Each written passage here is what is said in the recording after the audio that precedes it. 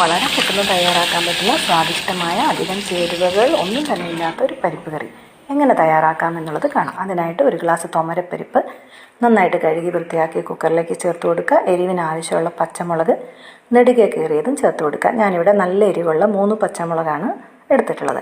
ആവശ്യത്തിനുള്ള വെള്ളം കൂടെ ചേർത്ത് നന്നായിട്ട് വേവിച്ചെടുക്കുക. വെന്ത പരിപ്പ് ഒന്നുകൂടെ ഒന്ന് ഉടച്ചു കൊടുക്കുക. അതിനുശേഷം ഒരു പാൻ ചൂടാക്കി 2 ടേബിൾ സ്പൂൺ വെളിച്ചെണ്ണ ഒഴിച്ചു കൊടുക്കുക. വെളിച്ചെണ്ണ ചൂടായതിന് ശേഷം കടുക്, ജീരകം, 4-5 വറ്റൽമുളക് കഷ്ണങ്ങളാക്കിയത്, കറിവേപ്പില ഒരു പിടി ചേർത്ത് നന്നായിട്ട് വഴറ്റുക. 1/2 സ്പൂണ് കുരുമുളക് ചതച്ചതും കൂടെ വേണമെങ്കിൽ ചേർക്കാം. ഞാനിന്ന് ചേർത്തിട്ടില്ല കേട്ടോ. അതിനുശേഷം വെന്ത പരിപ്പ് ചേർത്ത് കൊടുക്കുക. സ്വാദിനാവശ്യമുള്ള ഉപ്പ്, 1 സ്പൂൺ മഞ്ഞൾപ്പൊടി ചേർത്ത് നന്നായിട്ട് ഇളക്കി യോജിപ്പിക്കുക.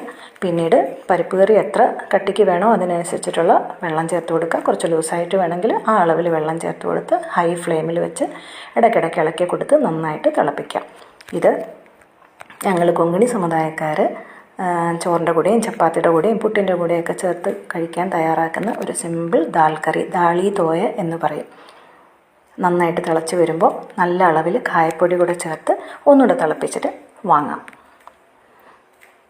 ഈ പരിപ്പ് കറി കൊങ്ങിണി സമുദായക്കാരുടെ ഒട്ടുമിക്ക ഫംഗ്ഷനുകളിലും അവരുടെ അമ്പലങ്ങളിലെ ഉത്സവ സമയത്തുള്ള സമാരാധന, അതായത് പ്രസാദൂട്ടിൻ്റെ സമയത്തൊക്കെ ഒഴിച്ചുകൂടാനാവാത്തൊരു ഒഴിച്ചു കറിയാണ്. അങ്ങനെ സിമ്പിൾ ദാൽ കറി റെഡി. റെസിപ്പി ഇഷ്ടപ്പെട്ടാൽ എല്ലാവരും ഒന്ന് ട്രൈ ചെയ്യൂ. തീർച്ചയായിട്ടും ഇഷ്ടപ്പെടും കേട്ടോ. ഒപ്പം സപ്പോർട്ട് ചെയ്യാനും മറക്കല്ലേ.